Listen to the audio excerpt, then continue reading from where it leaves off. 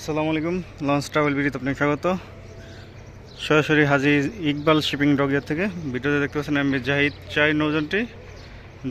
নৌযানটির যতগুলো কেবিন আসলে সবগুলো কেবিন কেটে ফেলা হয়েছে। অবশ্যই ভিতরে গেলে দেখানো যেত, কিন্তু ভিতরে যাওয়া নিষেধ, সেই কারণে ভিতরে গেলাম না। দোতলায় ও তৃতীয়তলায় সবগুলো কেবিন কেটে ফেলা হয়েছে। জাহিদ 4 নৌযানটিকে হয়তো আরও চওড়া করবে, সেই কারণে কেবিন কেটে ফেলা হয়েছে। অ্যান্ড কেবিনের সংখ্যা বাড়ানো হবে। তার পাশাপাশি যে সাইডের ফ্যানটা কেটে ফেলা হয়েছে। সামনে আলনিও কেটে ফেলা হয়েছে জাহিদ 4-এর।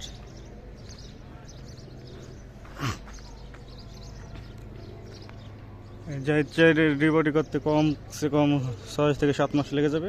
সামনে যে কোরবানি ঈদে তো কোনোভাবেই পসিবল না। 6-7 মাসেও পারবে কিনা তাও শিওর জানা নেই।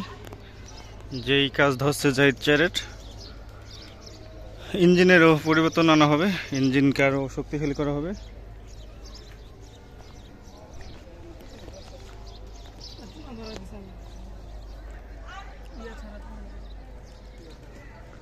সামনের আলনিও গোলাকার করা হবে। এটার ফ্যানটার আগে বাঁকা ছিল, এই ফ্যানটাকে সোজা করানো হবে। তার পাশে আছে সুরভি 7 নৌযানটিকে বেলুনের সাহায্যে তোলা হয়েছিল, বেলুন সরিয়ে ফেলেছে। এখন তলদেশের কাজ করানো হবে সম্ভবত।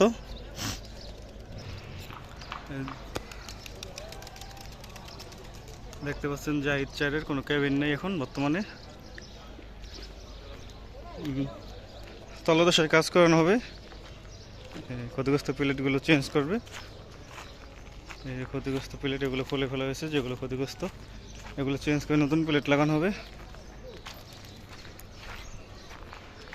জাহিদ 4-কে সম্ভবত চওড়া করা হবে আরও, যেমনটা শুনলাম যে মাঝখান থেকে কাটা হবে জাহিদ 4-কে।